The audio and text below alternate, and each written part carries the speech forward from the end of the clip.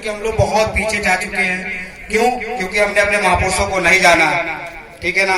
तो इस बात के लिए आप लोग, इनकी पूरी टीम को, आप सभी का दायित्व है। ये नहीं कि प्रमोद जी आगे चल रहे हैं या उनके साथ में और भैया भी हैं वो आगे चल रहे हैं तो उनकी जिम्मेदारी है। आप सबकी जिम्मेदारी है, उनका सहयोग करें और अपने बहुजन महापुरुषों के बारे में जानें।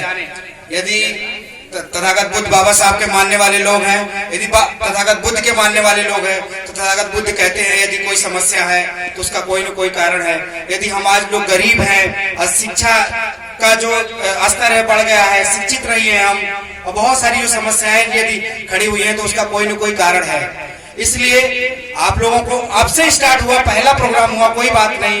ये जो है कथावाचक की पूरी टीम है, लगातार 5 दिनों से आप लोगों को बहुजन महापुरुषों के बारे में जागरूक कर रहे हैं। आप सुनिए और उसको अपने जीवन में उतारिए।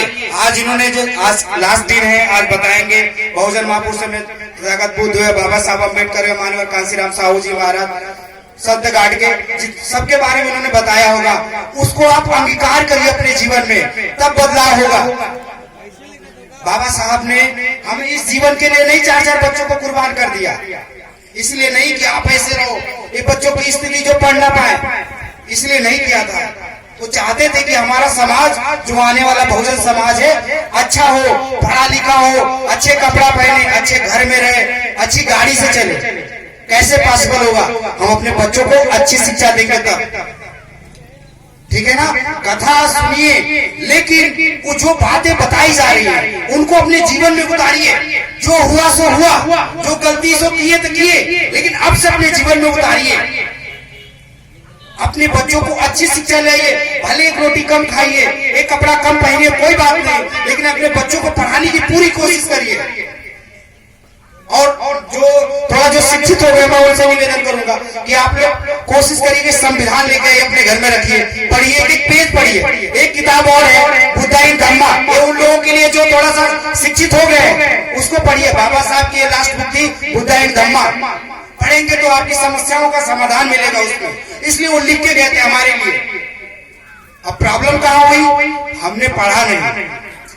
जब ये प्रोग्राम था इधर तेरा कला कोई गांव है, वहां मैं आया था, वहां पे प्रमोद जी से मुलाकात हुई तो उन्होंने रिक्वेस्ट किया कि हम फर्स्ट टाइम कर रहे हैं सर, हमारे यहाँ आना है आपको। मैं बहुत कुछ प्रॉब्लम थी, उसके बावजूद मैं टाइम निकाल के आया। क्यों? क्योंकि आप हम लोग एक दूसरे का हिस्सा ही है, बस ये पिछड़ गए हैं, जुड़ने की जरूरत है। और इस एक बात मैं बोल रहा हूँ कि इस स्थिति के लिए बाबा साहब ने 4-4 बच्चों की कुर्बानी नहीं दी, माता रमाई की कुर्बानी नहीं दी, अपने जीवन की खुशियों को कुर्बानी नहीं दी।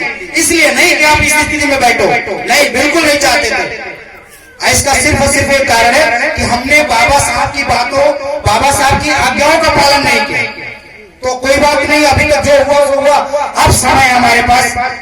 इस कथा के माध्यम से हमको ज्यादा बताने की जरूरत नहीं है, आपने जीतू बाबू जी ने बताया होगा और मैं भी गीतों के माध्यम से आपको समझाई होगी।